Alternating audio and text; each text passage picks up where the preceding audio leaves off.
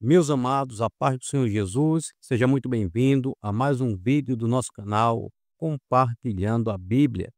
Meu nome é Moisés Santos, eu sou obreiro na Igreja Evangélica Assembleia de Deus, Ministério Missão, aqui no estado de Sergipe, na cidade de Aracaju. No vídeo de hoje, eu irei comentar a lição de número 6, onde declara que o filho é igual com o pai. Vamos agora fazer a leitura do nosso texto áureo e da nossa verdade prática, que diz o seguinte: Mas do filho diz: Ó Deus, o teu trono subsiste pelos séculos dos séculos. Cetro de equidade é o cetro do teu reino. Hebreus capítulo 1, versículo de número 8. A verdade prática diz: o termo teológico filho de Deus é título. Sendo assim, a existência de Jesus é desde a eternidade junto ao Pai. A leitura bíblica em classe se encontra no Evangelho de João, capítulo 10, a partir do versículo 30 ao 38. A nossa lição conta com 3 objetivos. O primeiro objetivo é mostrar a doutrina bíblica da relação entre Deus Pai e o Filho unigênito. Segundo, refutar biblicamente a heresia do subordinacionismo. E terceiro, exemplificar como o subordinacionismo está presente na atualidade. Vamos agora para a nossa introdução. Essa porção bíblica do Evangelho de João é uma das mais contundentes em mostrar que o Filho é igual ao Pai. Afirmar que Jesus é o Filho de Deus, mas não o próprio Deus, é uma contradição em si mesmo. O embate de Jesus com os religiosos do Templo de Jerusalém revela essa verdade. É isso que a presente lição pretende mostrar e explicar com sólidos fundamentos escriturísticos. Então, na lição de hoje, nós vamos estudar acerca do Filho igual com o Pai. Sendo igual com o Pai, isso significa que o Filho ele tem todos os atributos do Pai. Ele tem a onipotência, ele tem a onisciência e ele tem também a onipresença. Só que lembrando que nós estamos falando aqui de um único Deus em 3 pessoas. É isso que nós temos estudado nas lições passadas acerca da Trindade, aonde existe apenas um único Deus. Está escrito lá em Deuteronômio, capítulo 6, o versículo 4. Ouça Israel, o Senhor, nosso Deus, é o único Senhor. Então, lógico que só existe um Deus, mas dentro da Trindade nós entendemos que existe um único Deus, mas em 3 pessoas. E nós entendemos que o Pai, ele não é maior que o Filho, nem o Filho é maior que o Espírito Santo. Eles têm igualdade. Não existe isso de o Pai ser maior que o Filho. O Pai ter todo o poder e o Filho ter apenas poder. Não, é isso que nós vamos estudar. É isso que nós vamos refutar também nessa lição. É o subordinacionismo. Vamos mostrar aqui com sólidos fundamentos que o Filho ele não é inferior. As testemunhas de Jeová, quando se refere ao Filho, classifica ele como um Deus com D minúsculo e o Espírito Santo como uma energia ativa de Deus. Mas nós classificamos Jesus como Deus, o Espírito Santo como Deus e o Pai como Deus, mas não são três deuses. Por quê? Porque é apenas uma essência. Eles emanam da mesma essência. Então, o Pai, o Filho e o Espírito Santo é uma única essência, mas em 3 pessoas. Então, vamos aqui para o primeiro tópico, que vai falar sobre a doutrina bíblica da relação do filho com o pai. Ideia de filho. O conceito de filho no pensamento judaico implica a igualdade com o pai. Mateus 23, 29 ao 31. Uma das ideias de filho na Bíblia é a identidade de natureza. Isso pode ser visto no paralelismo poético do salmista, que é o homem mortal para que te lembres dele, e o filho do homem para que o visites. Salmos de número 8, versículo 4. Este paralelismo é sinonímico em que o poeta diz algo e em seguida repete esse pensamento em outras palavras. A ideia de homem mortal é repetida em filho do homem. Outro exemplo encontramos nas palavras de Jesus: assim, vós mesmos testificais que sois filhos dos que mataram os profetas. Isso porque os escribas e fariseus consideravam os matadores dos profetas como seus pais. Então, nós vemos aqui que a identidade de natureza do ser humano, isso sempre foi entendido lá pelo povo judeu, que a identidade de natureza, isso representa o quê? Que o filho, ele tem a mesma natureza do pai. Então o filho, ele herda a mesma natureza. E quando ele vem falando aqui sobre esse paralelismo, e ele dá o exemplo aqui do Salmo, o Salmo de número 8, que diz: "Que é o homem mortal para que te lembres dele, e o filho do homem para que o visites." Então, quando ele fala o que é o homem mortal ou o filho dos homens, ele está se referindo à mesma classe. Por quê? Porque tanto faz se referir a homem como filho dos homens. Vem da mesma raiz, da mesma natureza.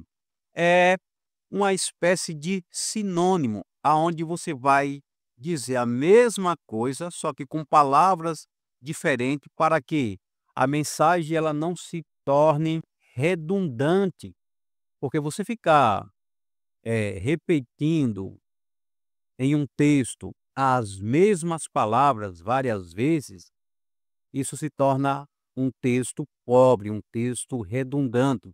Então, o paralelismo, ele vai fazer o quê? Utilizar sinônimos. Ele vai dizer a mesma coisa, só que com palavras totalmente diferentes. Então, no paralelismo, você vai utilizar palavras diferentes para expressar, digamos que, a mesma mensagem. Por quê? Aqui ele está se referindo a homem e filho dos homens. É a mesma coisa. Aqui, quando ele dá o exemplo o segundo exemplo, vós testificais que sois filhos dos que mataram os profetas. Isso porque os escribas e fariseus consideravam os matadores dos profetas como seus pais. Só que o teor dessa mensagem, o que Jesus está querendo dizer é: vocês são hipócritas. Vocês assumem que os seus pais mataram os profetas. Mas, na verdade, se vocês estivessem lá, vocês também matariam os profetas. Por quê? Porque hoje vocês estão aqui assumindo que são filhos daqueles que mataram os profetas, mas vocês continuam fazendo as mesmas coisas, perseguindo os profetas e perseguindo a mim, que sou filho de Deus. Segundo subtópico, significado teológico, indica a igualdade de natureza, ou seja, mesma substância. É o que acontece com Jesus. Ele é chamado Filho de Deus no Novo Testamento porque ele é Deus e veio de Deus. Jesus mesmo disse: eu saí e vim de Deus. João 8:42. Saí do Pai e vim ao mundo. Outra vez, deixo o mundo e vou para o Pai. João 16:28. Quando Jesus declara: meu Pai trabalha até agora e eu trabalho também, João 5:17, estava declarando que Deus é seu Pai. No entanto, os interlocutores entenderam com clareza meridiana que Jesus estava reafirmando a sua deidade, pois dizia que Deus era seu próprio Pai, fazendo-se igual a Deus. João 5:18.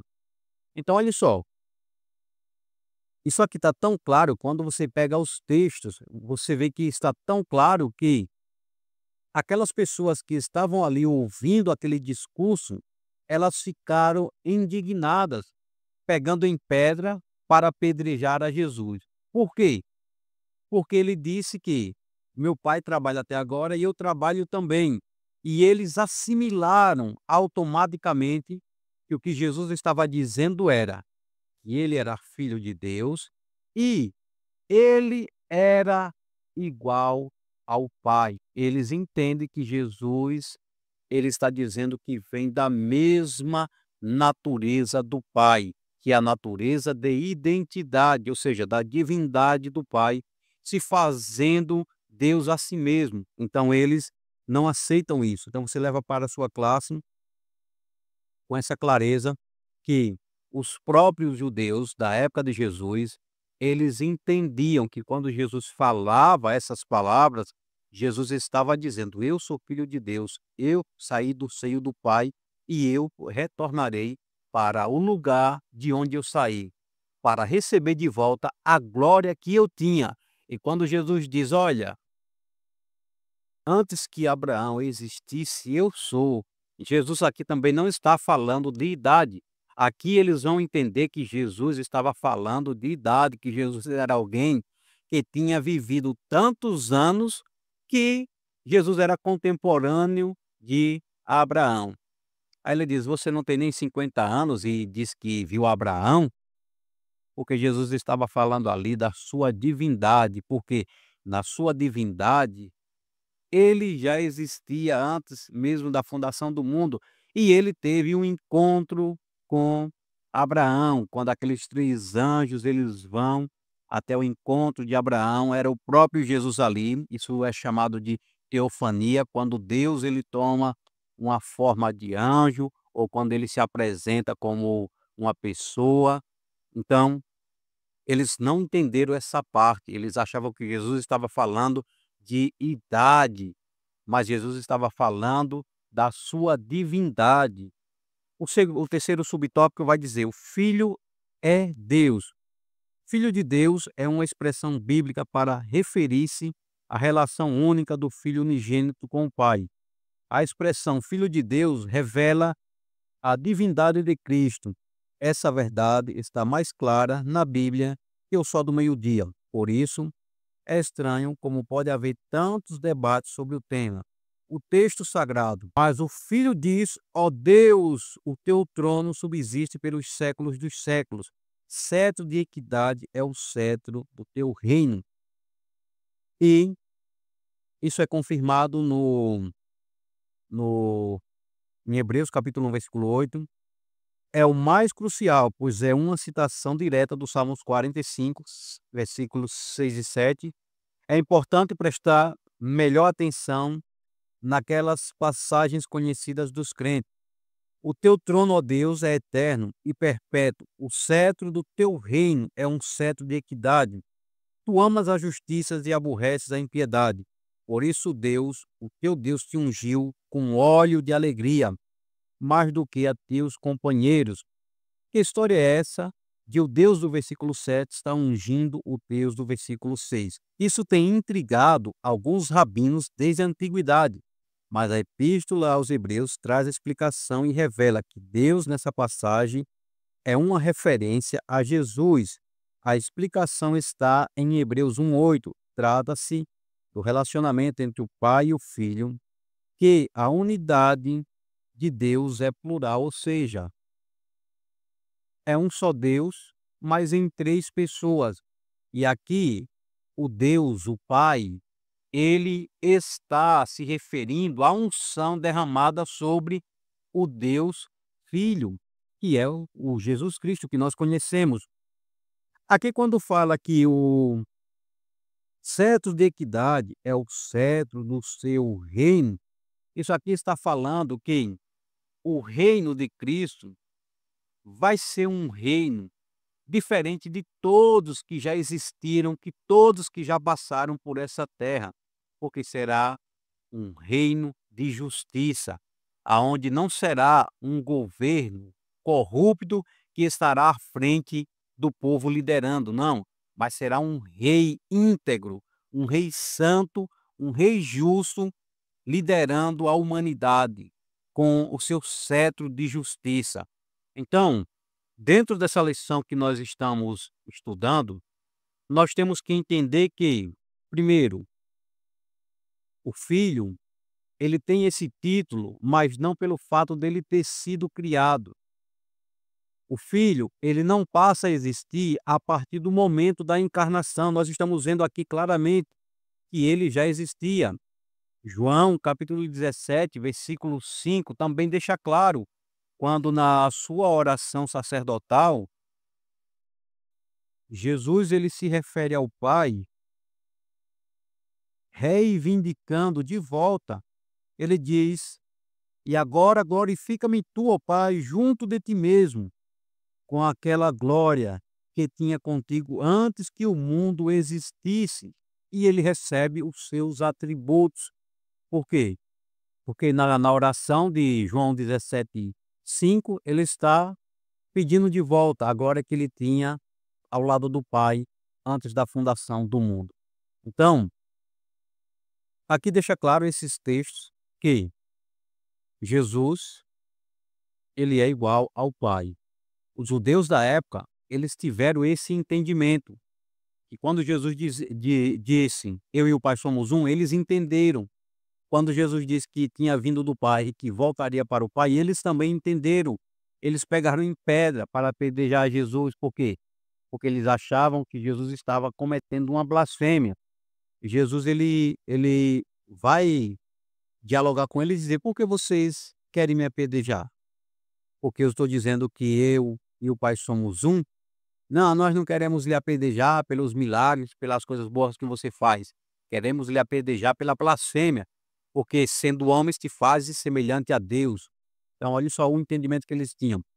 Então, fechando esse primeiro tópico, nós temos esse entendimento de que a palavra filho era entendido como identidade de natureza, o filho herda do pai.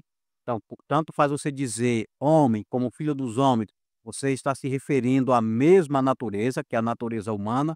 Tanto faz você dizer os profetas ou os filhos dos profetas, você está se referindo às mesmas pessoas. E temos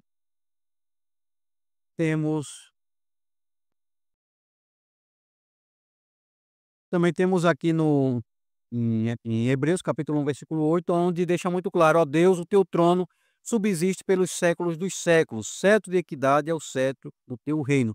E os versículos que nós já lemos nas lições passadas, como por exemplo, João capítulo 1: "No princípio era o verbo estava com Deus e o verbo era Deus."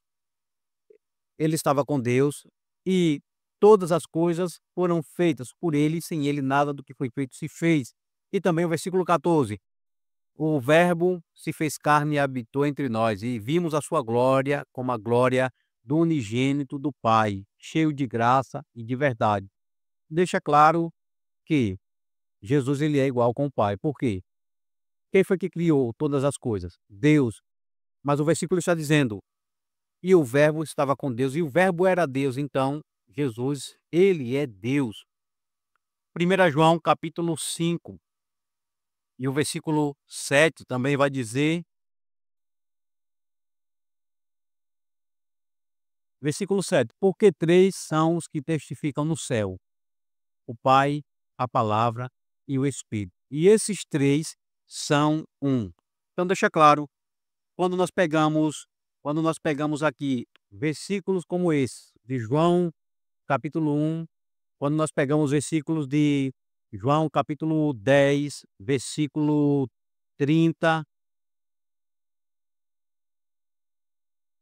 aonde está aqui na nossa leitura diária: "Eu e o Pai somos um."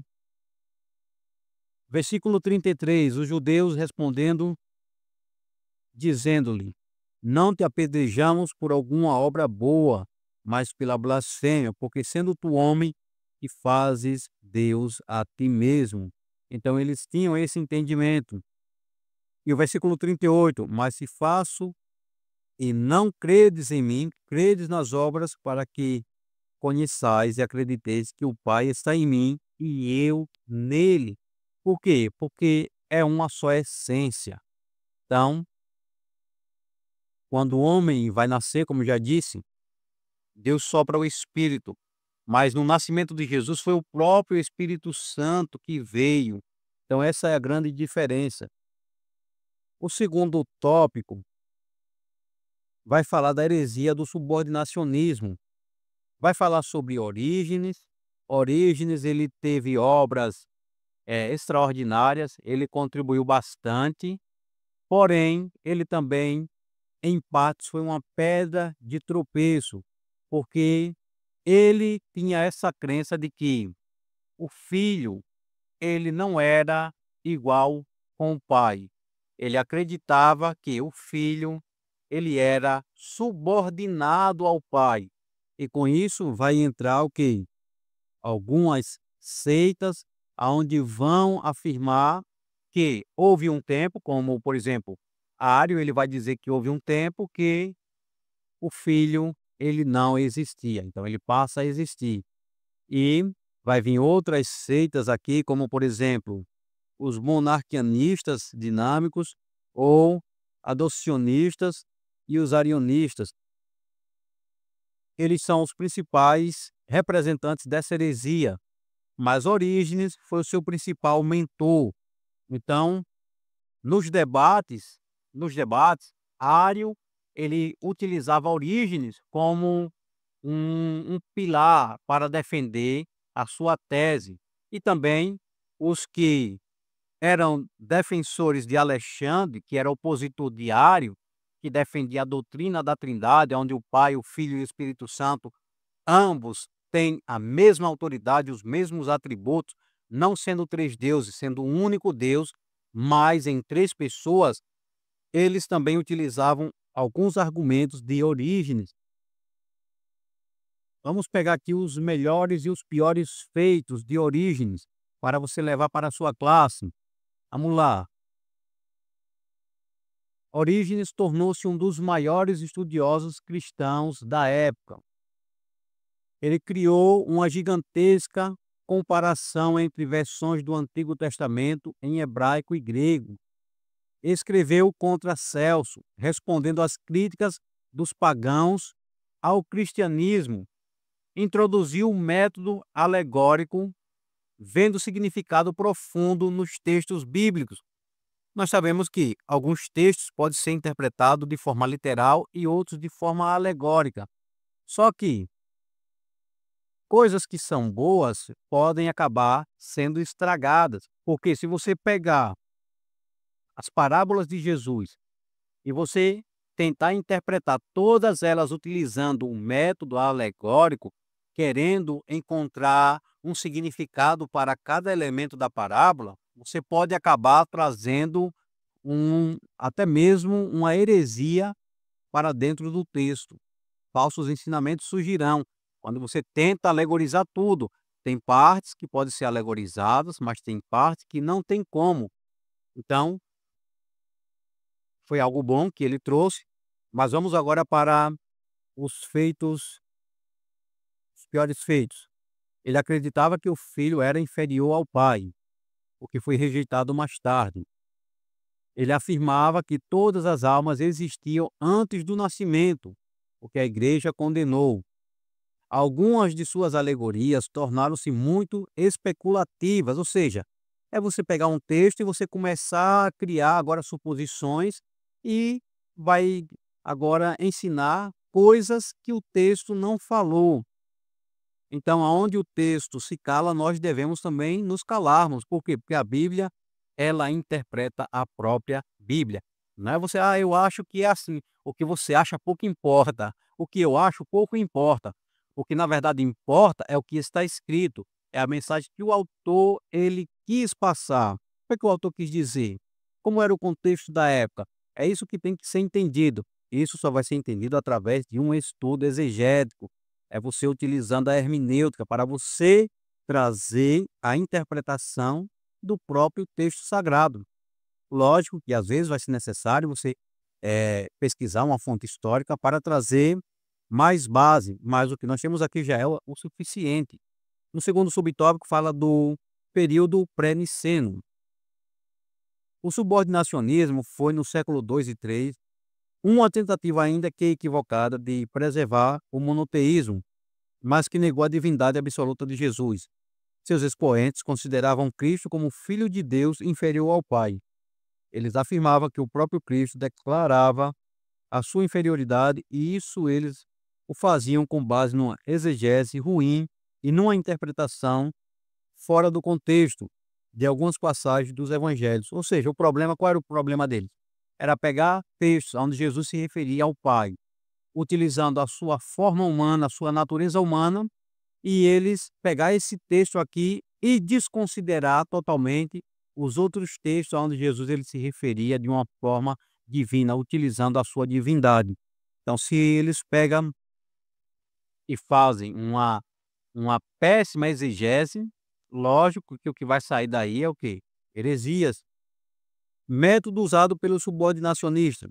Já estudamos até agora o ensino bíblico sobre Jesus como o verdadeiro homem e, ao mesmo tempo, o verdadeiro Deus.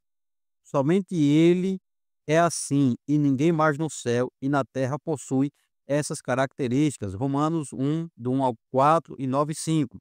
No entanto, os subordinacionistas pensam as escrituras aqui e ali, se utilizando das passagens do Novo Testamento que apresentam o Senhor Jesus como homem e descartam e desconsideram as que afirmam ser Jesus o Deus igual ao Pai, que são todos os textos que eu já passei ali no primeiro tópico. Eles sempre vão pegar alguns desses textos e eles vão distorcer para que a Bíblia não diga o que ela quer expressar, mas que a Bíblia expresse aquilo que eu quero, aquilo que eu já acredito. E aí não é uma exegese, isso aí se chama exegese. Quando você pega a Bíblia e você interpreta ela, mas não extraindo o que ela realmente está dizendo, mas aquilo que você quer que ela diga. Não é você pegar a Bíblia e interpretar para que você se encaixe no que a Bíblia está dizendo, mas é você pegar a Bíblia para que a Bíblia se encaixe naquilo que você pensa. Então isso é uma exegese e não a exegese. A exegese vai estudar o texto e extrair aquilo que o texto quer falar. Já a exegese é o contrário. Vai pegar o texto e vai forçar o texto a dizer aquilo que eu quero. Então era isso que eles pegavam, era isso que eles faziam, uma exegese, que é o contrário de exegese. Por quê?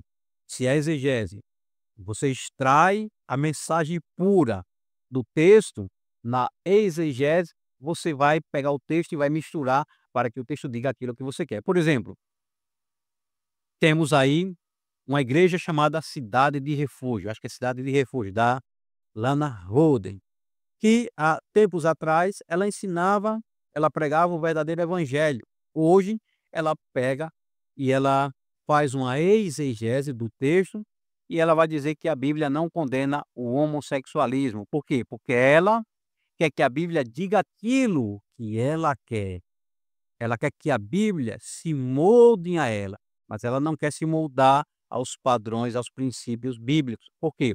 Porque as suas concupiscências, os seus desejos carnais falaram mais alto e ela não quis renunciar a esses desejos. Então agora ela distorce o texto sagrado e os textos que condenam ela traz uma falsa interpretação. Da mesma forma era o que esses homens eles faziam. Eles distorciam o texto para que eles não colocassem Jesus em igualdade com o Pai, mas que Jesus fosse inferior ao Pai. Ou seja, Deus tem todo o poder, mas Jesus tem apenas o poder, não é todo o poder. A Jesus, quando ressuscita, ele diz: é-me dado todo o poder nos céus e na terra, quebrando de uma vez por toda essas falácias. Terceiro tópico, como o subordinacionismo se apresenta hoje no contexto islâmico. Então nós temos o islamismo, que vai negar que Jesus seja Deus. Eles até aceitam Jesus como um profeta, como um Messias, porém inferior a Maomé. E eles vão dizer que, aqui ele vai dizer o seguinte: o Alcorão afirma que é blasfêmia dizer que Jesus é o Filho de Deus.